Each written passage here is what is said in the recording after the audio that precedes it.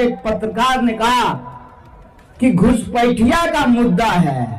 हम बोले सबसे बड़ा घुसपैठिया गुजरात से आया है, हेमंता विश्व शर्मा के साथ, उसको भी यहाँ से भगाने का जरूरत है। खेड़ा भी पेला गया, तुम भी पेले जाओगे अफजल मियाँ के चमचे। पश्चिम बंगाल में इनके अब्बू जानों पर कार्रवाई की जा रही, तो जो पेट में दर्द है वो इसके हो रहा, और उसी पेट दर्द के चक्कर में ये वाला जो चमचा है ना, गुजरातियों को घुसपैठिया बोल दिया।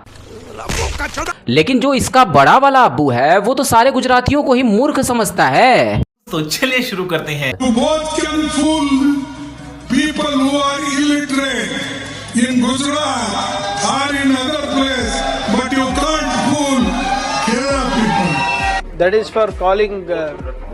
No, that is, see what Kharge Sahab said, that Kerala is a more literate state, and the statistics speaks for itself. So you cannot fool everybody for long. It was misconstrued, and if the people of Gujarat have been hurt, he's apologized. So what is wrong with? बाप और बेटे दोनों की जो मानसिकता है बिल्कुल मिलती जुलती है। बाप गुजरातियों को मूर्ख समझता है और बेटा हाँ में हाँ मिला ही देता है, और बाद में ऐसा बोल रहा कि हमारे अब्बू जान ने तो माफी मांग ही ली, बात खत्म। गुजरातियों को मूर्ख बोलो, घुसपैठिया बोलो, जाहिल बोलो, कुछ भी बोल दो, बाद में माफी मांग लो, जैसे अपना पप्पू मियाँ करता है। सॉरी खत्म। गुजराती इनकी नजरों में मूर्ख इसलिए हैं, अनपढ़ इसलिए हैं क्योंकि वो बीजेपी को वोट करते हैं। वही अगर कांग्रेस एंड सन्स पार्टी को वोट करते तब तो ये सारे के सारे जो चमचे हैं गुजरातियों के घर घर में जाकर पीएचडी की उपाधि दे आते हैं। चलने के लिए सड़क नहीं है। आप कार खरीदेंगे तो आपको टैक्स देना पड़ेगा, और उसी कार को लेकर के पेट्रोल पंप पे जाएंगे तो और टैक्स देना पड़ेगा, और फिर पेट्रोल पंप से जब रोड पे चलेंगे तो टोल टैक्स देना पड़ेगा। एक ही इंसान से बार बार टैक्स वसूला जाता। जब तेरे अब्बू की सरकार थी, सॉरी अम्मी की सरकार थी, आई मीन टू से इटली वाली अम्मी की सरकार थी, उस वक्त में ये सब टैक्स नहीं लगते थे क्या? तब ये सारा का सारा टैक्स वाला पैसा सरकार लोगों के बजाय चाइना से लेती थी क्या? चाइना सरकार फंड देती थी क्या? ताकि भारत के लोगों को कोई परेशानी ना हो, जमीन हमको दे दो, फंड लेते रहो। ये पप्पू वाले जितने भी चमचे हैं कुछ भी अनाप शनाप बकते रहते हैं, अपने मालिक की तरह, पप्पू मियाँ की तरह कुछ भी पेलते रहते हैं। अच्छा, लेकिन अपना मोटा भाई केवल नक्सलियों को पेलते हैं। ये मारे गए 12 नक्सली हैं, जिनके 100 यहाँ पर मौजूद हैं। ये मंगड़ू है, कोंटा एरिया कमेटी का सचिव था। ये जो पहला शव है वो मंगड़ू का, और ये दूसरा शव हितेश, ये हितेश का शव है जो एसीएम कैडर था, एरिया कमेटी का सदस्य था। उसके अलावा बाकी जो इनके और बहुत सारे सदस्य हैं उनके नाम है। और देखो ये हमारे भाई लोग भी वीडियो बना रहे हैं हमारा। ये सब भाई हैं, मतलब पुराने संबंध है, कोई ऐसा नहीं कि आज संबंध बनाए, सबसे पुराने संबंध है। लेकिन आज कोई बात नहीं करना चाह रहा है। इनका कहना है कि जो भी बात करेंगे एसपी सुकमा करेंगे, हम लोग बात नहीं करेंगे। तो आज पहचान नहीं रहे, लेकिन खैर जो भी हो, बड़ी सफलता के साथ ये टीम वापस लौट रही है। और सभी लंबे समय से मेहनत कर रहे थे किसी भी तरीके से नक्सली जो संगठन है उसे पूरी तरीके से नस्तनाबूद कर दें, और आज कोंटा एरिया कमेटी को पूरी तरीके से इन्होंने खत्म। जो भी किया गया, यहाँ जो बारात लगी है लाशों की, वो हमारे मोटा भाई का प्रण था। कांग्रेस एंड सन्स पार्टी द्वारा जो भी नक्सली पाले गए थे, जो भी नक्सली सपोर्टर थे, उन नक्सलियों को वापस मुख्य धारा में आना होगा, वरना जानना होगा सिस्टम पार देंगे। जो लोग वापस आए उनको इज्जत के साथ घर भी मिला, सनातनी में वापसी भी मिली, हर सुविधाएं मिली जितना कि सरकार दे सकती थी। लेकिन जो अभी भी ना मान रहे कि ना हमारा वाला पप्पू तो हमें संभाल ही लेगा, वो अंत में पेले गए। 72 जवानों को मारने वाला हिडमा जब मारा गया, इंडिया गेट पर नारे लगे, कितने हिडमा मारोगे, हर घर से निकल लेंगे हिडमा। ये वीडियो को राहुल गांधी ने स्वयं ट्वीट किया है। कैसे बच सकते हैं? इन्होंने 70 से लेकर मार्च 26 तक नक्सलवाद का समर्थन किया है, नरसंहार का समर्थन किया है, और 20,000 लोग जो मारे गए, इसका दोषी अगर कोई एक है तो कांग्रेस की वामपंथी विचारधारा वाली पार्टी। बिल्कुल ठीक बोला हमारे मोटा भाई ने, और यही कारण है कि कांग्रेस एंड सन्स पार्टी विलुप्त होते जा रही, क्योंकि उनके द्वारा पाले गए नक्सली मुख्य धारा में वापस आ रहे हैं, सनातन को स्वीकार कर रहे हैं। और वो जब सनातनी में वापसी कर रहे थे, हिंदू बन रहे थे, तब एक चिमकांडी कांग्रेस वाला, जिसको मैं काला तीतर बोलता, उदित राज, अब उसने बोला यह तो मोदी सरकार बिल्कुल गलत काम कर रही, उनको सनातनी में क्यों वापस लाया जा रहा, वो हिंदू आखिर क्यों बन रहे हैं। अरे इस काले तीतर को कोई समझाओ, वो आज से नहीं बल्कि आदिकाल से हिंदू हैं।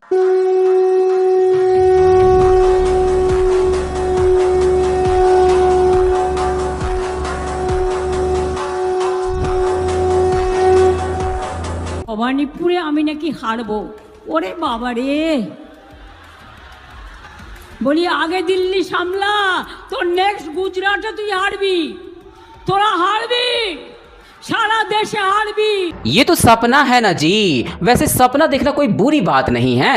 पिछला वाला चुनाव तो याद ही होगा ना, शुभेंदु अधिकारी जी ने तुमको हराया था और तुम बाद में पिछवाड़े वाले रास्ते से सीएम के सफर पर पहुंची थी, क्योंकि जो पार्टी है टीएमसी यानी ममता बानो पार्टी तुम्हारे ही इर्द गिर्द घूमती रहती, इसलिए आपने पिछवाड़ा वाला रास्ता यूज कर लिया था। लेकिन अब की बार ऐसा लगता है कि आगे हो या फिर पिछवाड़ा हो, दोनों तरफ हमारे मोटा भाई ने मोटा वाला डंडा डाल रखा है। फिलहाल तो पलायन करना पड़ सकता है, जैसे हिंदू किया करते थे तुम्हारे जीतने के बाद।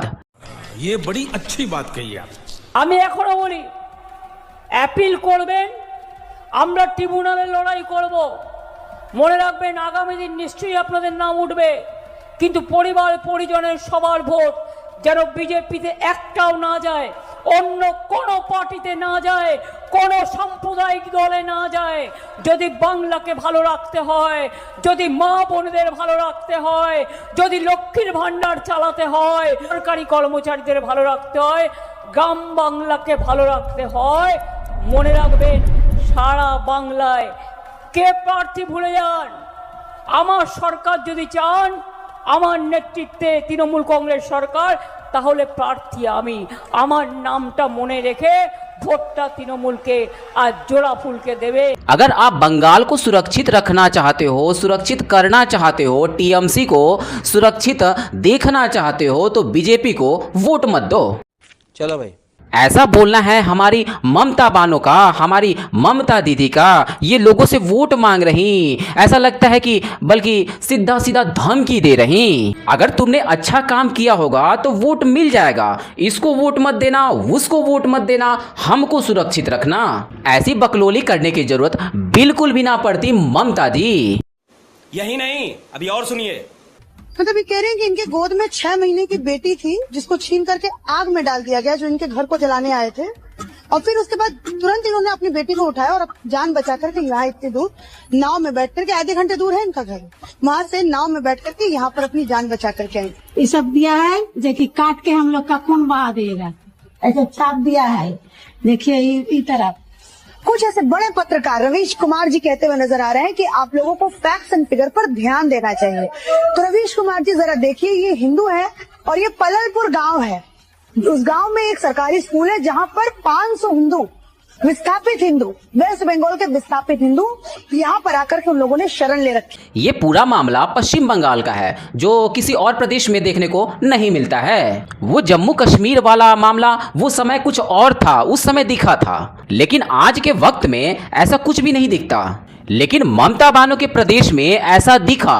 मुर्शिदाबाद में भी ऐसा कांड हुए बहुत दिन नहीं हुआ, जहां हिंदू परिवारों को पलायन करना पड़ा था क्योंकि उन्होंने बीजेपी को वोट किया था। जोर जोर से बोल के लोगों को स्कीमें बता दे। हर मंडल में कम से कम एक महिला थाना और प्रत्येक पुलिस थाने में सहायता का डेस्क बनाएंगे और हर महिला को सुरक्षा का वादा पूरी करने के लिए ये थाने और ये महिला डेस्क अहर्निश दिन रात कार्यरत रहे। ये है बीजेपी का मैनिफेस्टो, जिसमें बताया जा रहा कि महिलाओं के लिए थाना खुलेगा। लेकिन अपनी ममता दीदी, आई मीन टू से ममता बानो क्या सोचती हैं, आइए आप भी सुन लीजिए। and especially the girl child at night time, they should not be allowed to come out in the outside. क्या बोला तूने? And especially the girl child at night time, they should not be allowed to come out in the outside. कैसे कैसे लोग रहते हैं यार यहाँ पर। मुस्लिम एरिया सिर्फ टीएमसी है। ऑप्शन में कांग्रेस अगर मिल जाएगा तो मिल जाएगा, वरना मुस्लिम एरिया में सिर्फ टीएमसी है। बीजेपी का बी का वर्ड का जो थोड़ा सा टुकड़ा है ना, वो नुक्ता भी उसको नहीं जाएगा। वो 99 बोलो 100 बोलो, जो डेटॉल का ऐड है ना 99% 9 को मिटाएगा, वो एक को नहीं मिल रहा है, वो एक भी नहीं जाएगा बीजेपी। बिल्कुल मौलाना, ये बताने को तेरे को जरूरत बिल्कुल भी ना है, क्योंकि यही उम्मीद बीजेपी वाले भी रखते हैं कि वहां से वोट ना मिलने वाला। भाई ने बोला करने का तो करने का। भूला भटका कोई अगर आ भी जाए तो वो बिल्कुल अलग मैटर है, लेकिन चुनाव के बाद बीजेपी को भी याद रखना चाहिए कि वो जो हिसाब किताब है ना बिल्कुल बरकरार रखे और बाद में बताए, उनको एहसास करवाए कि तुम टीएमसी हो। वो पार्टी वाला टीएमसी नहीं, वो दूसरे वाला टीएमसी। आपको लगता है कि इस पूरे कैंपेन के लास्ट ट्रेल में आपकी लैंग्वेज, सीएम हिमंता बिस्वा शर्मा की लैंग्वेज अनपार्लियामेंट्री हुई, क्योंकि आपने पेल दूंगा ये सब चीजें कही हैं। प्लीज मेरा लैंग्वेज लालन तब से हमेशा अच्छा है। ये गलत आप दूसरा से कनेक्शन लीजिए, मुझसे नहीं। नहीं सर, मैं आपसे बस इतना पूछ रहा हूँ, आपसे बस इतना पूछा सर कि नहीं, आपको ये बोलना पड़ेगा कि कांग्रेस पार्टी ने अपना रोक लगाया है सर। लालन तब से कांग्रेस पार्टी ने अपना लालन तब का मीनिंग क्या है? मैं तो हिंदी बात कोई बात नहीं देखा, मैं क्या कर सकता हूँ उसमें, आपका क्या है? हमें तो कॉलेज में हिंदी सिखाया गया है, उसमें कोई लालन तब वर्ड ही नहीं था। खत्म। लल्लन टॉप बेचारा तो गया। आखिर चमचागिरी कब तक करेगा? कभी ना कभी तो फंसेगा ही। कुछ लोगों को ऐसा लगता है कि ना ना ना ना, सीएम तो नहीं जानते हैं ये सब कुछ चीजें, उनके कानों तक ये चमचागिरी वाली खबर जो है नहीं पहुंचती है। पहुंचती है मियाँ, और फंसते भी हैं। पूरे देशवासियों को पता होगा कि अपना वाला लल्लन टॉप जो है किस प्रकार की खबर दिखाता था और दिखाता है। खाली छोड़ी बटाता है। इनको मामा वाला वो बयान कि पकड़ लेंगे, फाड़ देंगे, पेल देंगे, उठवा लेंगे, वो सारे बयान जो हैं असंवैधानिक लगते हैं। लेकिन अपना पप्पू मियाँ जब बोलता है कि मोदी घर से बाहर नहीं निकल पाएगा, मोदी तेरी कब्र खुदेगी, मोदी की माँ को भी गाली दिया जाता, वो सारे के सारे जो बयान होते हैं बिल्कुल ही संविधान से उठाकर दिए जाते हैं, क्योंकि वो तो हमारे पप्पू मियाँ बोल रहे हैं। अरे बाप रे, ये तो धोती खोल रहा है। मैंने पवन खेरा को, मुझे लगता है मंगलवार सुबह को फोन किया था। अच्छा। कि पवन जी आप शाम के प्रोग्राम पर आएंगे क्या, ताकि आप अपना पक्ष रख सके। हाँ जरूर आऊंगा। शाम को मैंने 8 बजे फोन किया, फोन स्विच ऑफ। लगातार 3-4 लोग उनके करीबी जो हैं उनसे भी बात की, कहाँ है Pawan Khera? No no no no, he is underground. अरे मैंने कहा लेकिन सुबह तो हमारी बात हुई थी और वो तैयार हुए थे आने के लिए। फिर देखते हैं पवन खेरा के कुछ विजुअल्स आ रहे हैं या कह रहे हैं कि पवन खेरा तेलंगाना चले गए हैं। तो क्या हुआ? सुबह 8 बजे आप मुझे कहते हैं मैं टीवी पर आऊंगा शाम को और मेरा पक्ष रखूंगा। 8 बजे रात होते होते आप तेलंगाना चले जाते हैं। तो कंफ्यूजन है। तब ये भी चल रहा था एक दूसरी प्रेस कॉन्फ्रेंस करेंगे पवन खेड़ा और प्रमाण लेके आएंगे, वो भी प्रेस कॉन्फ्रेंस नहीं होती है। तो कुल मिलाकर मुझे लगता है कांग्रेस कहीं ना कहीं बैकफुट पर या सेल्फ गोल कर बैठी। होता है मियाँ राजदीप जी, ऐसा होता है। जो बिना सर पैर के केवल आरोप खेले वो तो सेल्फ गोल करेगा ही, जैसे अपने वाले पप्पू मियाँ ने किया था। आप लोगों ने समझाया भी कि ना ना ना पप्पू जी आप गलत डायरेक्शन में जा रहे हो, लेकिन अपना वाला पप्पू तो पप्पू ही है। कहाँ मानने वाले। सेल्फ कॉन्फिडेंस तो इतना कूट कूट कर भरा होता है कि कुछ भी बोल जाते। सारे के सारे मोदी चोर हैं, ऐसा भी कुछ बोल जाते हैं।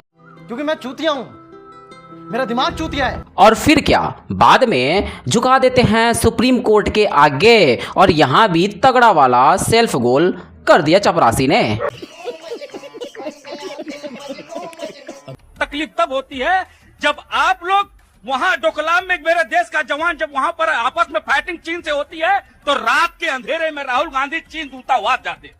तकलीफ तब होती है हमको, तकलीफ तब होती है जब यहाँ बांग्लादेश में अडानी साहब को बिजली का जो है उनको टेंडर मिला तो इनको दिक्कत हो गई। चीन कंपटीशन में था, चीन को क्यों नहीं मिला?